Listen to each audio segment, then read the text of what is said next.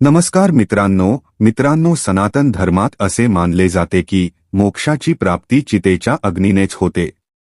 मग लहान आणि निष्पाप मुलांसाठी हा नियम का बदलतो? त्या कोमल देहांना अग्नीला अर्पण करणे शास्त्रांमध्ये वर्ज्य का मानले गेले आहे? तुम्हाला माहीत आहे का की याच अग्नीसमोर एक असा देही येतो ज्याला स्पर्श करायला अग्नीलाही भीती वाटते. असा एक मृतदेह ज्याला पाहून अग्निदेवही आपले हात मागे घेतात. हिंदू धर्मात सर्वांना जाळले जाते, पण लहान फुलांसारख्या मुलांना नाही. त्यांना थंड मातीत अंधाऱ्या गर्भात पुन्हा झोपवले जाते. का? हा प्रश्न साधा वाटू शकतो, पण याचे उत्तर अत्यंत धक्कादायक आहे.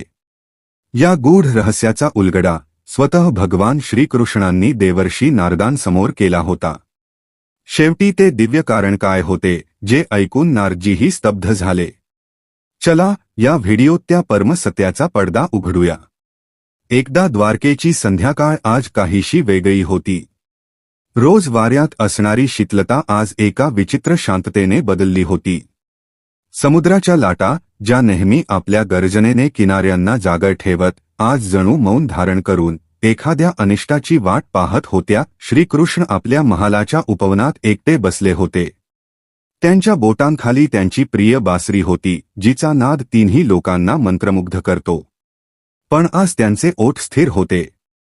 ते काही वाजवत नव्हते, फक्त शून्याकडे पाहत होते. जणू येणाऱ्या वादळाचा संकेत देणारी शांतता ते ऐकत होते. तेवढ्यात आकाशमार्गातून एक ध्वनी घुमला, पण तो द्वारकेला परिचित असा नव्हता. वीणेची तुटक, बेसूर तान ऐकू आली, ज्यात संगीतापेक्षा वेदना अधिक होत्या. नारद मुनी प्रकट झाले. ज्यांच्या आगमनाने नारायण नारायणचा उल्हास भरून येतो, ते आज पूर्णपणे शांत होते. त्यांच्या चेहऱ्यावर जिज्ञासा नव्हती, नवी बातमी सांगण्याचा उत्साह नव्हता, तर खोल वेदना आणि सुटलेली गुंतागुंत दिसत होती. डोळ्यातील चमक हरवली होती. तिच्या जागी असा प्रश्न होता ज्याने त्यांची शांती हिरावून घेतली होती. श्रीकृष्णांनी वळून पाहताच त्यांच्या मनात डोकावत म्हणाले, देवर्षी, आज तुमच्या वीणेचे तार बेसूर का आहेत? हे कधीच घडत नाही. आणि तुमच्या मनातील हा कोलाहल, तो बाहेर उठलेल्या समुद्री वादळापेक्षाही अधिक तीव्र आहे. आज तुम्ही समाधान घेऊन नव्हे, शंका घेऊन आला आहात. नारद मुनी श्रीकृष्णांच्या चरणांपाशी बसले. त्यांचे शरीर शिथिल झाले. त्यांनी खोल श्वास घेतला आणि जड स्वरात म्हणाले, केशवा, तुम्ही अंतर्यामी आहात, तरीही आज मला सांगावेच लागेल. आज मी मृत्यूलोकातून, त्या पृथ्वीवरून, एक असा प्रसंग पाहून आलो आहे ज्याने माझे सारे ज्ञान, सारे तर्क आव्हानासमोर उभे केले आहे. प्रभू, मी तिथे मृत्यूची दोन रूपे पाहिली. एका बाजूला मी एका पुत्राला पाहिले. त्याच्या वृद्ध पित्याचा मृत्यू झाला होता. देह जर्जर झाला होता. त्याने पूर्ण विधिविधानाने चिता रचली. अग्नीने त्या देहाला भस्म केले, पंचतत्वांत विलीन केले, आणि तिथे उभे असलेल्या सर्वांनी हात जोडून म्हटले, यांना मुक्ती मिळाली. ते दृश्य समाधान देणारा होते. केशवा. नारदांचा स्वर अचानक थरथरला, आवाजात काळजाला चटका देणारी ओल आली. पण त्याच वेळी, त्याच स्मशानाच्या दुसऱ्या ओसाड कोपऱ्यात, मी एका दुर्दैवी मातेला पाहिले. तिच्या कुशीत तिचा 3 वर्षांचा मृत बालक होता, फुलासारखा कोमल देह. प्रभू, ती माता आपल्या बाळाला अग्नी देऊ शकली नाही. लोक म्हणाले, मुलांना जाळत नाहीत. आणि त्या मातेच्या आक्रोशात, त्या बाळाला थंड, अंधाऱ्या मातीत गाडण्यात आले. नारद आवेशात विचारू लागले, का, केशवा, हा भेद का? त्या लहान बाळाला मुक्ती नको का? अग्नी त्याच्यावर दया करत नाही का? आपण म्हणतो की अग्नी पावन आहे, तो सर्व काही शुद्ध करून आत्म्याला मुक्त करतो. मग त्या निष्पापाला त्या शुद्धीपासून वंचित का ठेवले गेले? त्याला किडेनकोड्यांच्या मध्ये मातीत का दाबले गेले? जर अग्नीच मोक्षाचे द्वार असेल, तर त्या बाळासाठी ते द्वार बंद का होते? हे अन्याय नाही तर काय? श्रीकृष्ण हळूच हसले, पण ती हसू विनोदाचे नव्हते. त्यांच्या डोळ्यात करुणेचा अथांग सागर होता. अत्यंत संयमाने ते म्हणाले, देवर्षी, जे तुम्हाला मानवी दृष्टिकोनातून अन्याय वाटते, ते प्रत्यक्षात सृष्टीचे सर्वात गूढ विज्ञान आहे, जे केवळ योगीलाच उमगते. अग्नीचे धर्म आहे जाळणे. तो अशुद्धी भस्म करतो, संस्कारांचे आणि कर्मबंधनांचे छेद करतो. पण देवर्षी, कधी कधी अग्नीही विवश होतो. त्याचाही ताप थंड पडतो जेव्हा त्याच्यासमोर जीवन आपल्या सर्वात शुद्ध, निर्दोष रूपात उभे राहते. नारदांनी आश्चर्यचकित होऊन अश्रूंनी भरलेल्या डोळ्यांनी विचारले, विवश, तिन्ही लोकांना भस्म करण्याची क्षमता असलेले अग्निदेव विवश, हे कसे शक्य आहे? प्रभू, निरागसता अग्नीपेक्षाही मोठी आहे का?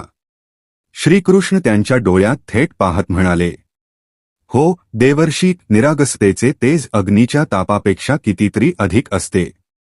हे परमसत्य समजावण्यासाठी मला तुम्हाला त्या प्राचीन काळात घेऊन जावे लागेल, जेव्हा स्वतः अग्निदेवांना प्रकट होऊन ऋषींसमोर आपली विवशता स्वीकारावी लागली होती. मन शांत करा आणि ध्यानपूर्वक ऐका. ही कथा महान ऋषी उग्रप्पा आणि त्यांच्या त्या पुत्राच्या चितेची आहे, जी कधीच जळली नाही. श्रीकृष्णांनी अतीताची पाने उलटवत कथा सुरू केली. ही गोष्ट सत्ययुग आणि त्रेतायुग यांच्या संधिकालातील आहे, जेव्हा पृथ्वीवर मंत्रशक्ती आजपेक्षा कितीतरी अधिक प्रबळ होती. भयानक आणि रहस्यमय दंडकारण्य वनाच्या मध्यभागी, जिथे विशाल वृक्षांच्या छायेत दिवसा देखील रात्रीसारखा अंधार असायचा आणि जिथे सूर्यकिरणांनाही जमिनीला स्पर्श करण्याची भीती वाटायची, तेथे ऋषी उग्रप्पांचा आश्रम होता. उग्रप्पा नाव तसे व्यक्तिमत्व, त्यांच्या क्रोधाग्नीची तीव्रता इतकी प्रचंड होती की वनातील हिंसक पशु, सिंह आणि व्याघ्रही त्यांच्या आश्रमापासून कोसो दूर राहत. त्यांनी वर्षानुवर्षे केवळ वायुपान करून, एका पायावर उभे राहून, अंगठ्याच्या बळावर असे घोर तप केले होते की इंद्राचे सिंहासनही डळमळू लागले होते. त्यांच्याकडे सिद्धी होत्या, प्रकृतीला वश करणाऱ्या मंत्रांची शक्ती होती आणि काळालाही आव्हान देण्याचा एक गर्विष्ठ विश्वास होता. जीवनाच्या संध्याकाळी, जेव्हा त्यांचे शरीर वृद्धत्वाकडे झुकू लागले, तेव्हा विधात्याने त्यांची सर्वात मोठी परीक्षा घेतली. त्यांना पुत्ररत्न प्राप्त झाले, ज्याचे नाव ठेवले गेले चैतन्य. चैतन्य साधा बालक नव्हता, देवर्षी, त्याच्या डोळ्यात असे अलौकिक तेज होते की जो कोणी त्याला पाहायचा, तो आपले सारे दुःख आणि थकवा विसरून जायचा. ऋषी उग्रप्पा, जे कधी देवतांपुढेही नतमस्तक झाले नव्हते, आता आपल्या पुत्राच्या बोबड्या बोली आणि निष्कलंक हास्यापुढे विवश झाले होते. वज्रासारखे कठोर असलेले त्यांचे हृदय आता मेणासारखे वितळले होते. त्यांना गर्व होता की त्यांचा पुत्र अजरामर आहे, कारण तो एका महातपस्व्याची संतती आहे, ज्यावर मृत्यूची सावलीही पडू शकत नाही. पण नियती कोणाच्याही अहंकाराला क्षमा करत नाही. चैतन्य केवळ 3 वर्षांचा झाला असतानाच एका अमावस्येच्या रात्री आश्रमाचे वातावरण अचानक बदलले. वारे किंचाळू लागले. कोरडी पाने वावटळी बनून नाचू लागली. आश्रमातील गायी भयाने हंबरडू लागल्या. संध्याकाळपर्यंत अंगणात खेळणारा चैतन्य अचानक बेशुद्ध होऊन कोसळला. त्याचे शरीर बर्फाच्या शिळेसारखे थंड पडू लागले, पण त्याचे कपाळ अग्नीप्रमाणे तापत होते. ऋषी उग्रप्पा घाबरून गेले. त्यांनी आपल्या सर्व सिद्धी, साठवलेले सारे ज्ञान पणाला लावले. त्यांनी महामृत्युंजय मंत्राचा असा जप केला की त्याचा नाद संपूर्ण दंडकारण्य वनात घुमून उठला. त्यांनी पाताळ आणि आकाशातून दुर्मिळ औषधी मागवून त्या दळून बालकाच्या कंठात घातल्या, पण त्या रात्री मंत्र शक्तिहीन ठरले. औषधी मातीसारख्या निष्प्रभ झाल्या. असे वाटत होते की स्वयं यमराज अदृश्य रूपात आश्रमाच्या द्वारी उभे राहून ऋषींच्या प्रत्येक प्रयत्नाची मौन उपहासाने थट्टा करत आहेत. ब्रह्ममुहूर्ताच्या अगदी आधी, जेव्हा पहाटेचा तारा उगवणारच होता, चैतन्याचे श्वास थांबले. एक खोल हुंदका आणि मग सर्व शांत. ते नन्हेसे फूल उमलण्याआधीच कोमेजून गेले. ऋषी उग्रप्पांचा विलाप प्रथम शोकात आणि नंतर भयानक क्रोधात बदलला. त्यांनी आकाशाकडे मुठी आवळून गर्जना केली, मी आयुष्यभर धर्म पाळला, कठोर तप केले आणि मला हे फळ मिळाले. मी माझ्या पुत्राला साधा मृत्यू मरू देणार नाही. मी त्याला मोक्ष देईन, असा परममोक्ष, जो देवतांनाही दुर्लभ आहे. ऋषींनी संकल्प केला की ते आपल्या पुत्राचा अंत्यसंस्कार साध्या लाकडांनी नव्हे, तर विशिष्ट मल्यगिरी चंदन आणि देवकाष्ठाने करतील. श्मशानघाटावर भव्य चिता सजवली गेली.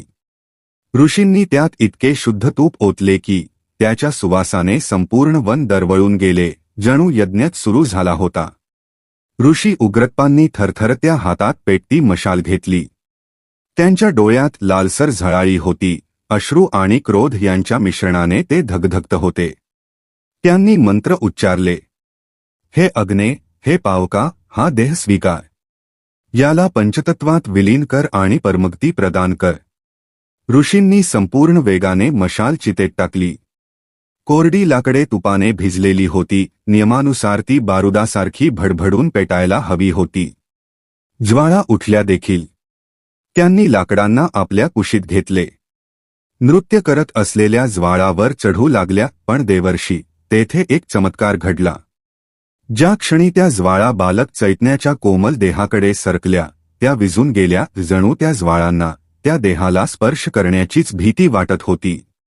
जणू कुणीतरी अदृश्य फुंकर मारून त्या ज्वाळा विझवून टाकल्या असाव्यात. ऋषी थक्क झाले. त्यांनी विचार केला, कदाचित वारा जोरात असेल. त्यांनी पुन्हा प्रयत्न केला, अधिक तूप ओतले, कापूर पेटवला, पुन्हा आग लावली, अग्निदेवांचे आवाहन केले. पण परिणाम तोच, लाकडे जळत होती. मात्र बालकाच्या देहाजवळ येताच अग्नी आपला स्वभाव सोडून देत होता, थंड पडत होता. चिता धगधगत होती, पण बालकाचा देह फुलासारखा ताजा आणि सुरक्षित होता. अग्नी त्याला स्पर्श करण्यासही तयार नव्हता. यावेळी जे दृश्य दिसले ते अंगावर शहारे आणणारे होते. चितेच्या चारही बाजूंनी ज्वाळा उग्रपणे नाचत होत्या, लाकडे धगधगून जळत होती. पण त्या ज्वाळांच्या मध्यभागी ठेवलेला बालकाचा देह पूर्णपणे सुरक्षित होता. त्याच्या रेशमी वस्त्रांचा एक धागासुद्धा जळालेला नव्हता. असे वाटत होते जणू अग्नीच्या ज्वाळा त्या देहाजवळ जात आणि भयभीत होऊन मागे हटत होत्या, अगदी तसेच जसे एखादा विषारी साप आपल्या शिकाराला अपेक्षेपेक्षा अधिक शक्तिशाली समजून भीतीने मागे सरकतो. सर्व काही भस्म करण्यासाठी ओळखला जाणारा अग्नी आज एका मुलाला स्पर्श करण्याचे धाडसही करू शकत नव्हता. हे अकल्पनीय दृश्य पाहून तेथे उपस्थित असलेल्या इतर मुनी आणि शिष्यांचा संयम तुटला. स्मशानातील निस्तब्धता कुजबुज आणि गोंधळात बदलली. कुणी भीतीने थरथरत म्हणत होते, हा बालक शापित आहे का? तर कुणी शंका व्यक्त करत होते, कुठल्या तरी पिशाचाची छाया आहे का, जिने अग्नीला बांधून ठेवले आहे? अखेर अग्निदेव स्वतःची आहुती स्वीकारत का नाही? सर्वत्र भय आणि संभ्रमाचे वातावरण होते. आतापर्यंत धैर्य धरून बसलेले ऋषी उग्रप्पा हे सर्व ऐकून कोसळले. त्यांना वाटले, हे अग्निदेवांचे अहंकार आहे, जे त्यांच्या पुत्राचा अपमान करत आहे. एका पित्याची माया आणि एका महान तपस्व्याचा अहंकार आमनेसामने आले. त्यांचा चेहरा क्रोधाने लालबुंद झाला. ऋषींनी आकाशाकडे पाहून भीषण गर्जना केली. अग्नी, तू माझ्या संयमाची परीक्षा घेत आहेस. तुला आठवत नाही का मी कोण आहे? मी उग्रप्पा आहे. जर तू माझ्या पुत्राच्या नश्वर देहाला जाळू शकत नसशील तर याचा अर्थ तुझ्यात ती पवित्रता उरलेली नाही. तू अपवित्र झाला आहेस. क्रोधाच्या अतिरेकात त्यांनी आपल्या कमंडलूतून जल काढले. श्राप देण्यासाठी त्यांचा हात वर उचलला गेला. वातावरणात वीज चमकली. त्यांनी आव्हान दिले, अग्नी, याच क्षणी प्रकट हो आणि कारण सांग, अन्यथा आज मी माझ्या तपोबलाने तुला श्राप देऊन या सृष्टीतून कायमचा लुप्त करीन. तेवढ्यात एक भयानक गर्जना झाली, जिने पृथ्वी आणि आकाश हादरून गेले. स्मशानाची भूमी थरथरू लागली. चितेच्या विझलेल्या राखेतून एक विशाल स्तंभासारखा प्रकाश प्रकट झाला. तो प्रकाश इतका तीव्र होता की डोळे दिपून गेले. तापमान इतके वाढले की दूर उभ्या असलेल्या लोकांची त्वचा भाजू लागली. स्वयं अग्निदेव प्रकट झाले. त्यांचे स्वरूप विराट होते. 7 जिव्हा ज्वाळांसारख्या लपलपत होत्या आणि आकाशाला स्पर्श करत होत्या. पण आश्चर्य, त्यांच्या डोळ्यात ऋषींबद्दल क्रोध नव्हता, तर एक विचित्र विवशता, एक असहायता होती. अग्निदेवांचा आवाज ढगांच्या गडगडाटासारखा गंभीर होता. थांब, उग्रप्पा. अनर्थ करू नकोस. वर्षानुवर्षे मिळवलेले तुझे तपोबल क्रोधाच्या भरात श्राप देण्यात व्यर्थ घालवू नकोस. ऋषी उग्रप्पा, जे क्रोधातही पुत्रवियोगाच्या वेदनेत जळत होते, रडत आणि ओरडत म्हणाले, मग जाळत का नाहीस? माझ्या पुत्राचा देह दगडाचा आहे का? तू लंका जाळलीस, तू खांडवन जाळलेस. क्षणात संपूर्ण विश्व भस्म करू शकतोस. तर या 3 हातांच्या बालकाला जाळताना तुझे हात कापत आहेत. न्याय करा अग्नी, न्याय करा. अग्निदेव अत्यंत शांत आणि गंभीर स्वरात म्हणाले, ऋषीवर, आपला क्रोध त्यागा आणि आपली दिव्य दृष्टी उघडा. सत्य काय आहे ते पहा. मी दाहक आहे, मी जाळतो. पण मी काय जाळतो? मी देह जाळत नाही, मी त्या अशुद्धतेला जाळतो जी आत्म्यावर थरांप्रमाणे चढलेली असते. अग्निदेवांनी सृष्टीचा नियम स्पष्ट करत पुढे सांगितले, ऋषीवर, मनुष्य जेव्हा जीवन जगतो तेव्हा तो कर्म करतो. तो खोटे बोलतो, कपट करतो, वासनांमध्ये बुडतो, क्रोध करतो, प्रेमद्वेषाची अदृश्य बंधने निर्माण करतो. हे सर्व संस्कार बनून त्याच्या देहाच्या रोमरोमात, हाडांमध्ये मुरून जातात. त्यामुळे देह कठोर आणि अशुद्ध होतो. मृत्यूनंतर आत्मा त्या अशुद्ध देहाला सोडू इच्छित नाही, कारण त्याच्याशी तिचा मोह जडलेला असतो. तेव्हा त्या मोहाच्या बंधनांना तोडण्यासाठी मला, अग्नीला, त्या अशुद्ध देहाला जबरदस्तीने जाळून नष्ट करावे लागते. दाहसंस्कार म्हणजे देह नष्ट करणे नाही, तो त्या अशुद्धतेविरुद्धचा एक युद्ध आहे जी आत्म्याला मुक्त होऊ देत नाही. मग अग्निदेवांनी त्या मृत बालकाकडे इशारा केला आणि प्रथमच देवतेच्या मुखावर नमनभाव दिसला. ते म्हणाले, परंतु याला पाहा, ऋषीवर. आपल्या दिव्य दृष्टीने याचे मस्तक वाचा. या नन्ह्या जीवाने जीवन पाहिलेच कुठे आहे? याच्या मनात मीचा अहंकार नाही, तूचा द्वेष नाही. याने कधी खोटे बोलले नाही, कधी कुणाचे वाईट चिंतले नाही. याच्या आत्म्यावर कर्मांची पापपुण्याची एकही परत नाही. ऋषीवर, हा देह नाही, ही गोठलेली द्वबिंदू आहे. हा साक्षात ईश्वराचा विशुद्ध रूप आहे. अग्निदेवांचा स्वर आता विनम्र आणि प्रार्थनापूर्ण झाला. मी अशुद्धता जाळू शकतो, पवित्रता नाही. जे आधीच कुंदन आहे ते आगीत टाकून मी काय शुद्ध करणार? जर मी याला जाळण्याचा प्रयत्न केला तर ते ब्रह्महत्ये समान महापाप ठरेल. ऋषीवर, समजा, हा कच्चा घडा आहे. कुंभार पक्का घडा फोडू शकतो, पण कच्चा घडा ना आगीत भाजला जातो ना फोडला जातो. कच्चा घडा तुटला तर तो फेकून दिला जात नाही, त्याला पुन्हा ओलसर मातीत मिसळले जाते, जेणेकरून कुंभार त्याला नव्या रूपात घडवू शकेल. अग्निदेवांनी अंतिम निर्णय सांगितला, याला मला देऊ नका. अग्नी याचे घर नाही. याला तिच्या कुशीत द्या, जी याची खरी आई आहे, धरतीमाता. याला बीजाप्रमाणे पेरा. तुम्ही बीज जाळले तर ते राख होईल, पण ते धरतीत पेरले तर ते विश्रांती घेईल, आपल्या मुळांना पुन्हा प्राप्त करेल आणि एक दिवस नव्या जीवनरूपात उमलून येईल. अग्निदेवांचे हे वचन ऐकताच ऋषी उग्रप्पांचे शरीर थरथरले. त्यांच्या हातातून तो कमंडलू, ज्याने ते श्राप देणार होते, सुटून पडला. त्यांचा सारा क्रोध अश्रूंच्या पुरात वाहून गेला. त्यांना आपल्या चुकांची जाणीव झाली. ते अहंकारात मोक्षाची हट्ट धरत होते, पण त्यांचा पुत्र तर पुनर्जन्माच्या यात्रेवर होता. तो अजून जीवनाच्या वर्गातून उत्तीर्ण झाला नव्हता. त्याला मुक्ती नव्हे तर नवी संधी हवी होती. ऋषींनी थरथरत्या हातांनी चिता विझवली. त्यांनी आपल्या पुत्राच्या देहाला कुशीत उचलले, जसे त्याच्या जन्मावेळी प्रथमच उचलले होते तसेच. ते त्याला घेऊन वनाच्या सर्वात शांत व पवित्र कोपऱ्यात गेले. तेथे त्यांनी आपल्या हातांनी जमिनीत एक खड्डा खोदला. त्याला कब्र म्हणता येणार नव्हते, तो तर एक पाळणा होता. ऋषींनी बालकाला त्यात झोपवले. त्याच्या कपाळाला शेवटचे चुंबन दिले. माती टाकताना त्यांना असे वाटले की ते पुत्राला दफन करत नाहीत, तर एका अमोल बीजाला सुरक्षित ठेवत आहेत. त्यांनी प्रकृतीची धरोहर प्रकृतीलाच परत दिली. श्रीकृष्णांनी कथा समाप्त करत एक दीर्घ श्वास घेतला. त्यांची दृष्टी आता नारदांकडे नव्हे तर क्षितिजापलीकडे होती, जणू ते त्या सनातन सत्याचे दर्शन घेत होते. त्यांचा स्वर आता केवळ मित्राचा नव्हता, तो त्या जगद्गुरूचा होता, जो आत्म्यांची रहस्ये उलगडतो.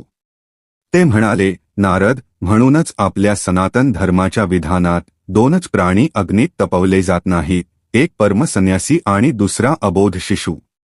या दोहोंमागचे विज्ञान अत्यंत खोल आहे. श्रीकृष्ण पुढे स्पष्ट करत म्हणाले, संन्यासी जो जिवंत असतानाच आपल्या देहाला तपवून घेतो. देवर्षी जेव्हा कोणी संन्यास घेतो तेव्हा तो विजाहोम करतो. तो आपले यज्ञोपवीत, आपला कुल, आपले नाव आणि आपला अहंकार या सर्वांना आपल्या तपस्येच्या अग्नीत आहुती देतो. त्याचा देह आता केवळ हाडमांसाचा ढाचा राहत नाही, तो एक मंदिर बनतो ज्यात ईश्वर वास करतो. आणि नारद, मंदिरांना जाळले जात नाही, त्यांना भूसमाधी दिली जाते जेणेकरून त्यांचे पवित्र देह धरतीत मिसळून तिलाही तीर्थ बनवतील. कृष्ण थोडे थांबले. त्यांच्या डोळ्यात वात्सल्य दाटून आले. आणि दुसरीकडे तो शिशु आहे जो आत्ताच धरतीवर आला होता. तो जणू एखाद्या अतिथीसारखा होता जो आपले सामान म्हणजेच आपली कर्मे घेऊन यायलाच विसरला होता. ज्याने अजून कर्मांचे खाते उघडलेही नव्हते. ज्याने ना राग धरला, ना द्वेष केला, ना कुणाचे मन दुखावले, ना कुणावर अधिकार गाजवला. त्याचा देह तर त्या मातीच्या गोळ्यासारखा आहे ज्यावर अजून जगाची कोणतीही छाप पडलेली नाही. त्याला अग्नीत जाळणे म्हणजे त्या शक्यतेचाच नाश करणे जी भविष्यात पुन्हा फुलू शकते. श्रीकृष्णांनी नारदांच्या खांद्यावर हात ठेवत अंतिम सत्य सांगितले. अग्नी फक्त त्यालाच जाळतो ज्यामध्ये मीचे इंधन असते. पण संन्याशाचे मी आधीच मृत झालेले असते आणि बालकाचे मी अजून जन्मलेलेही नसते. हे दोघेही निर्दोष आहेत. हे दोघेही अग्निपरीक्षेच्या पलीकडे आहेत. त्यांना अग्नीची दाहकता नाही तर धरतीची कुश हवी. ती धरती जी माता आहे, जी संन्याशाला आपल्या अंतःकरणात सामावून विश्रांती देते आणि शिशुला आपल्या गर्भात घेऊन पुन्हा नव्या जीवनासाठी तयार करते.